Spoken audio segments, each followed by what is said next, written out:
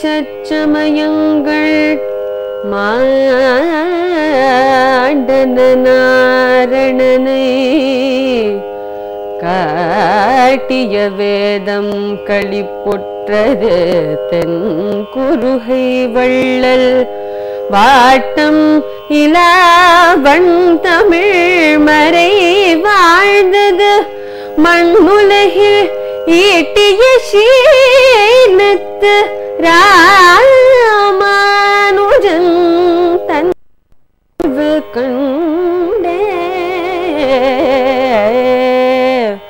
எவரிமானா திவ்ய திருவடிகளே சரணு.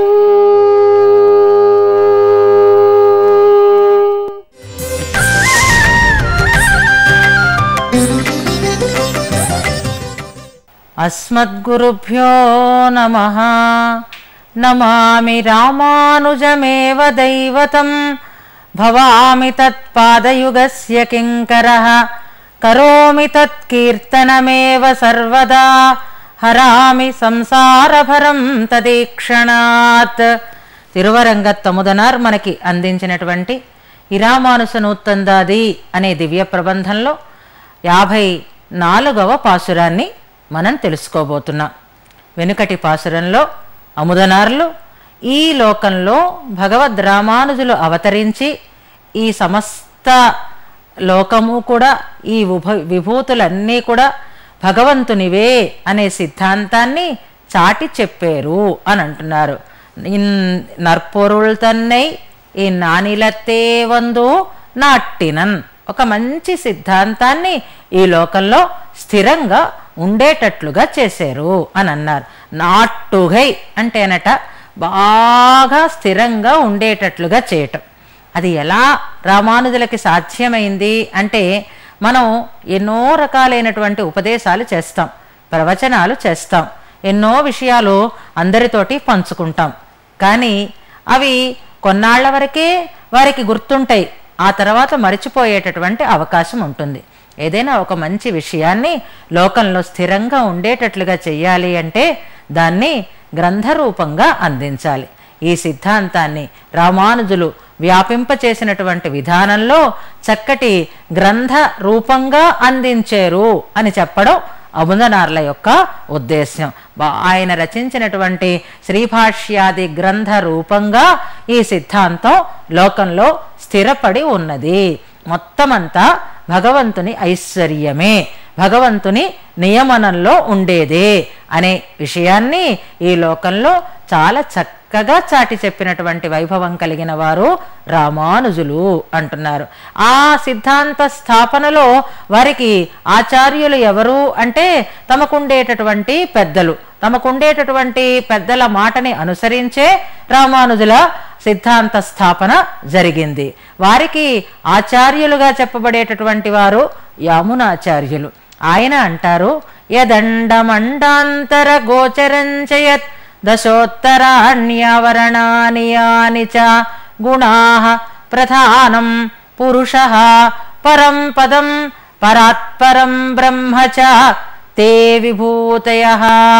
నీది కానిది అంటూ ఏదీ లేదయ్యా స్వామి, ఏ కనిపిస్తున్నది కనిపించనిది అంతా కూడా పరాత్పరం బ్రహ్మ చ తే విభూతయః అంటారు. ఈ సకల సమస్తము భగవంతునిదే, భగవంతుని యొక్క ఐశ్వర్యమే అంటారు. అలాగే ఊహించటానికి కూడా వీలులేని కరుదరియ పర్పల్లు ఎరగడం పల్లులగియావం పరనదు. ఇదే సిద్ధాంతాన్ని రామానుజులు ఈ లోకంలో గ్రంథరూపంగా గ్రంథస్థం చేసి బాగా స్థిరంగా ఉండేటట్లుగా చేశారు అని సంతోషించారు వెనుకటి పాసురంలో. ఇక ఈ పాసురంలో అలా రామానుజులు చేసినటువంటి ప్రయత్నానికి జరిగినటువంటి ఫలమేది, ఎవరు ఆనందంగా ఉన్నారు రామానుజులు చేసినటువంటి ఈ పని వల్ల అంటే దాన్ని చెప్తున్నారు. వేదం చాలా గర్విస్తోంది అంటున్నారు. ద్రావిడ వేదానికి ఆనందం అప్పుడే లభించింది అంటున్నారు ఈ పాసురంలో. ముందుగా మనం పాసురాన్ని చదువుకుందాం. నాట్య నీ సత్యమయంగళ్ మాండన నారణనై காட்டிய வேதம் களிப்புத்தது தென் குறுகை வள்ளல் வாட்டமிலா வன் தமிழ் மறை வாழ்ந்தது மண்ணுலகில் ஈட்டிய சீலத்து இராமானுஷந்தன் இயல்பு கண்டே. மண்ணுலகில் ఈట్టియ శీలత్తు ఇరామానుషంతన్ ఇయల్వు కండు. మన్నులగిల్ ఈ భూమండలంలో ఎక్కడైనా సాధ్యమైనది ఈ భూమండలంలో సాధ్యం కాదట.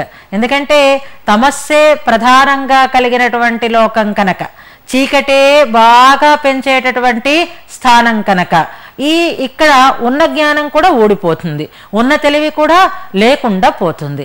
అలాంటి మన్నులగిల్ ఇక్కడ ఉన్న వారికి అందరికీ ఉన్నది కనపడదు, లేనిది భ్రమపడతారు.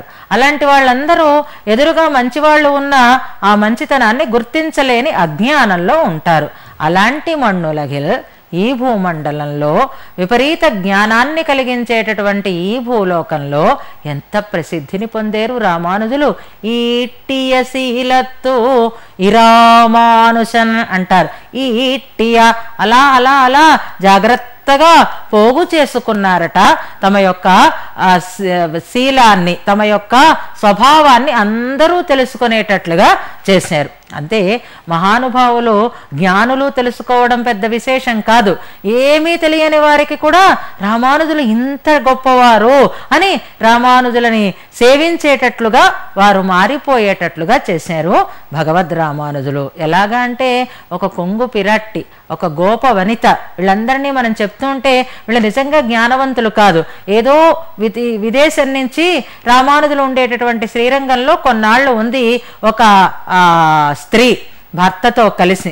ఆ సందర్భంలో అందరూ రామానుజుల వెంట పడుతూ ఉండడం చూసి ఆశ్చర్యపడింది. ఈయన ఒక సన్యాసి, ఈయన వెనకాతలు ఇంతమంది పడుతున్నారేమిటి అని సందేహం కలిగి ఆ సందేహాన్ని రామానుజుల దగ్గరే వ్యక్తం చేసింది.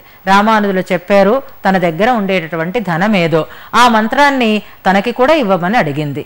ఇచ్చారు. తన గురుతుగా పాదుకలని కూడా ఇచ్చారు. కొంగు పట్టింది ఆమె, పాదుకలు కొంగులో అందించారు రామానుజులు. అందుకే ఆమెకి కొంగు పిరాట్టి అని పేరు వచ్చింది. ఇలాగే ఒక గోపవనిత తనకి మోక్షాన్ని ఇమ్మని ప్రార్థించింది. మీరు ఇవ్వగలరు నాకు మోక్షం, నేను మీకు పెరుగునిచ్చాను, మీరు నాకు మోక్షాన్ని ఇవ్వండి, నాకు ఆ పరమపదంలో కాస్త స్థలం కావాలి, ఆ మోక్షం ఇమ్మని మీరు నాకు రాసి ఇవ్వండి అంటుంది. అలాగే రాసి సంతకం చేసి ఇస్తారట భగవద్ రామానుజులు. ఇంకా అంతకంటే ఏం కావాలి? ఇలా ఎన్నో వృత్తాంతాలు. ఆయన మేల్కోటకి వెళ్ళేటటువంటి సమయంలో సామాన్యులతో ఆయన ఎలా కలిసిపోయారో, సామాన్యులకి కూడా ఆయన ఎలా అందుబాటులోకి వచ్చారో ఆ చరిత్రలన్నీ మనకి కనిపిస్తూ ఉంటాయి. మన్నులగిల్ ఈట్టియ శీలత్ను, ఏమీ తెలియని వారికి కూడా బాగా తెలిసేటట్లుగా తన కీర్తిని లోకానికి చాటి చెప్పినటువంటి ఈ రామానుషంతన్ ఇయల్వు కండు. రామానుజుల యొక్క ఆ స్వభావాన్ని చూసి, ఏమా రామానుజుల స్వభావం అంటే తనను 10 మంది పొగిడితే చాలు, వారికి తను ఉపకరించినట్టుగా ఉంటే చాలు అనుకునే స్వభావం కాదు భగవద్ రామానుజులది. ఎక్కడ చెడు ఉందో దాన్ని తొలగించాలి, మంచి ఏదైతే ఉందో దాన్ని అందరికీ అందేటట్లుగా లోకానికి అందించాలి. ఇదే రామానుజుల యొక్క స్వభావం. అందుకే వారు ఈ అరుసమయములని అంటే వేద విరుద్ధములైనటువంటి మతాలని తన సప్రమాణంగా ఆయన తిరస్కరిస్తూ సిద్ధాంతాన్ని లోకంలో స్థాపన చేస్తూ ఉంటే రామానుజుల ఈ అద్భుతమైనటువంటి స్వభావాన్ని చూసి నాట్య నీ సత్యమయంగళ్ మాండనా అంటారు. రామానుజులు చూస్తూ ఊరుకోలేరు. తప్పు జరుగుతూ ఉంటుంది, ఆ తప్పు చేసినవాడు ఎలాగా శిక్షకి అర్హుడై ఉంటాడు. కానీ కళ్ళ ఎదురుగా తప్పు జరుగుతూ ఉంటే దాన్ని చూస్తూ నాకెందుకులే అని ఊరుకున్నవారు ఉంటారే, వాళ్ళట నిజంగా తప్పు చేసిన వాళ్ళకంటే కూడా శిక్ష పొందడానికి తగిన అర్హత కలిగిన వారు అంటారు. మన కంటి ఎదురుగా తప్పు కనపడుతూ ఉంటే దానిని మనం ఉదాసీనంగా చూస్తూ ఉండకూడదు. రామానుజుల స్వభావం అది కాదు. లేని దానిని ఉంది అన్నట్లుగా చెప్తూ ఉంటే దాన్ని విని ఊరుకోవడం అనేది మంచి లక్షణం కాదు. దాన్ని పారద్రోలాలి, అసలైన యథార్థమైనటువంటి జ్ఞానాన్ని లోకానికి అందించాలి. ఇది స్వభావం కలిగిన వారి కనుక ఎన్నో చోట్ల వారు తమ విజ్ఞానాన్ని ప్రకటించారు, సిద్ధాంతాన్ని అందించారు. అలా చేస్తూ ఉండేటటువంటి రామానుజులని చూసి నా అట్టియ నీ సత్యమయంగల్ మాండనా అంటారు. నాట్టుకొని ఉన్నాయి అంటే సాధారణంగా మామూలు వాళ్ళైతే ఏవో కుతర్కాలు చేస్తే పట్టించుకోక్కర్లేదు. కానీ ఎవరైతే ప్రభువులుగా, ఎవరైతే పరిపాలకులుగా ఆనాడు ఆయా మండలాలని ఆధిపత్యం వహించి నిర్వహిస్తున్నారో అటువంటి వారే ఇతర మతాలని స్థాపించటం కోసం వారు ప్రయత్నం చేశారు. చోళరాజులు చేసినటువంటి ఎన్నో పనులని మనం వింటూనే ఉంటాం ఆళ్వార్ల ఆచార్యుల యొక్క చరిత్రలలో.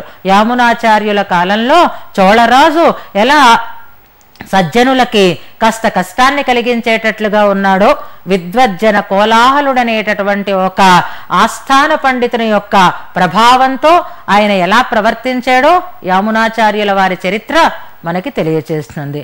అటువంటప్పుడు యామునులు ఆ మహాపండితుణ్ణి ఓడించి సిద్ధాంతాన్ని స్థాపించి రాజ్యాన్ని కూడా పొందేరు అని అంటారు. నీ సత్యమయంగల్ మాండన అంటారు. అలాగే చోళరాజు సభలో కిమిరికంఠుని లాంటి వారు వాళ్ళంతటా వాళ్లే నశించిపోయారు, రామానుజ ప్రభావాన్ని తట్టుకోలేక అంటారు.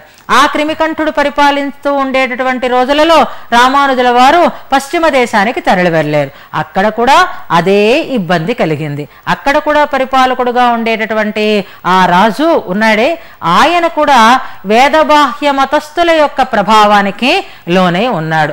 ఆ వేదబాహ్య మతాలని నిరసించి పారిపోయేటట్లుగా, నశించేటట్లుగా చేసే స్వభావం కలిగిన వారైనారు భగవద్ రామానుజులు. తాము ఎక్కడ ఉంటే అక్కడ సిద్ధాంత స్థాపనలో ఏమాత్రం సంకోచం లేకుండా తమ ప్రయత్నాన్ని తాము చేసి సఫలులైనటువంటి వారు రామానుజులు. అందుకే ఆయన ఉంటే మిగిలిన సిద్ధాంతాలు ఉండే అవకాశమే లేదు. వేద విరుద్ధమైనటువంటి సిద్ధాంతం ఉండనే ఉండదు. నా అట్టియ నీ సత్యమయంగల్ మాండనా అవన్నీ నశించాయి. రామానుజుల కాలంలో నీచములైనటువంటి సమయములు లేనే లేవు. అంతేనా? నారణనై కాట్టియ వేదం కళిప్పుత్తదు. వేదం అద్భుతంగా ఉందిట, హాయిగా ఉందిట, గర్వంగా ఉందిట. ఇన్నాళ్ళకి వేదానికి ఉండేటటువంటి భయం తీరిందిట.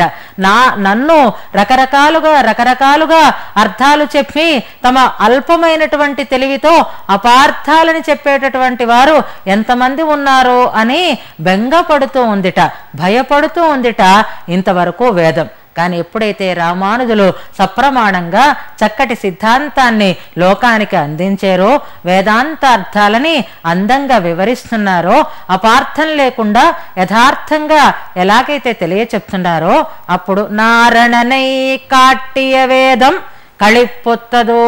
నారాయణుడే పరబ్రహ్మ, నారాయణుడే సర్వము, నారాయణుడే జగత్కారణము అని చెప్పేటటువంటి వేదాంత వాక్యాలు ఎన్నో ఉన్నాయి. అలాంటి వేదాంత వాక్యాలనన్నింటినీ సక్రమంగా సమన్వయం చేసినటువంటి ప్రతిభ రామానుజులది. కనుకే రామానుజులు ఉండేటటువంటి సమయంలో రామానుజులని చూసి నారాయణ పరత్వ స్థాపకమైనటువంటి వేదం నారణనై కాట్టియ వేదం అంటే వేద ప్రతిపాజ్ఞుడు శ్రీమన్నారాయణుడే. శ్రీమన్నారాయణ తత్వమే పరతత్వము, దానినే వేదం ప్రతిపాదన చేస్తోంది. అటువంటి వేదం కళిప్పు ఉత్తదు అంటారు, గర్వించి ఉందిట. ఇక నన్ను ఎవ్వరూ ఏ రకంగానూ సడలించలేరు, నా అర్థాలని మరొక రకంగా మార్చలేరు అని వేదానికి ఒక గర్వం కలిగింది, హాయిగా ఉంది అంటున్నారు.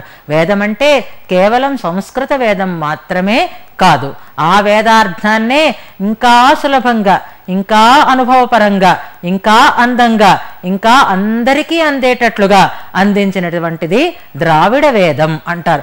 వాట్టమిలా తెన్ కురుగై వళ్ళల్ వన్ తమిళ్ అంటారు. తెన్ కురుగై వళ్ళల్ వాట్టమిలా వన్ తమిళ్.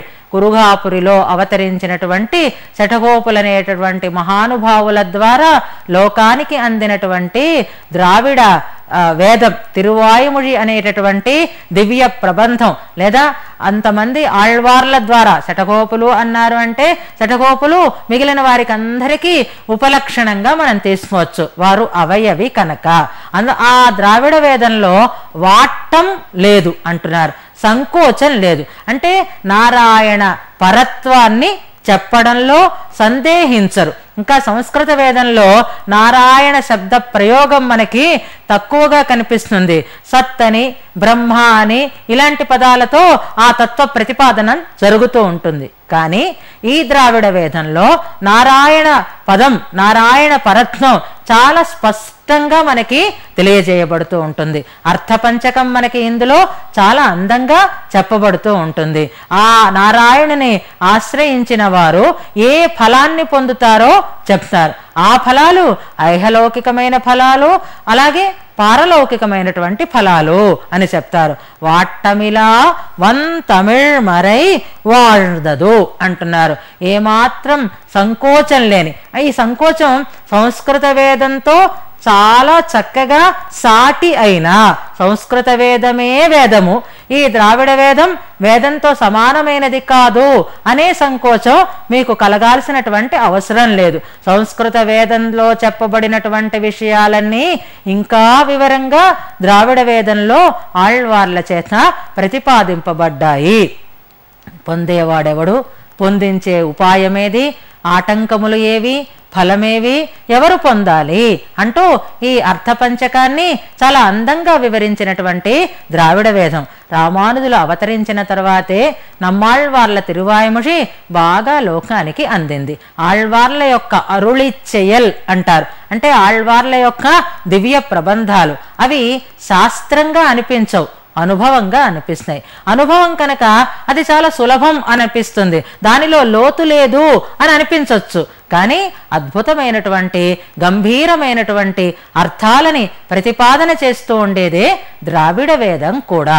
అందుకే ఈ విశేషణంతో ఆ తమిళ్ మరైని చెప్తున్నారు.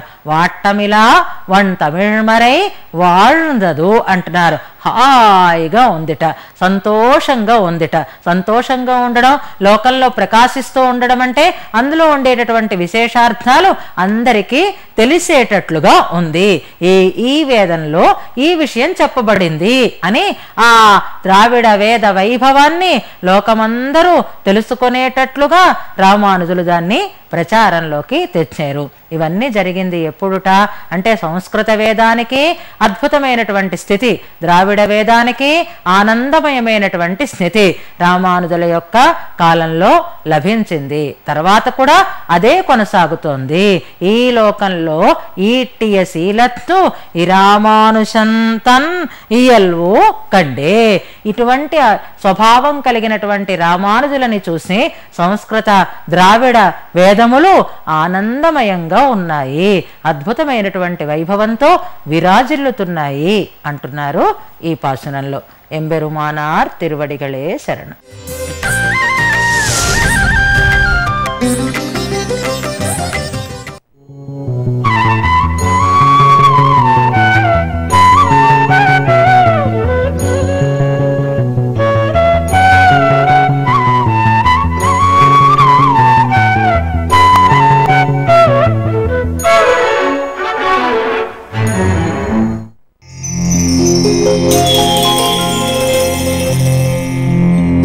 Thank you.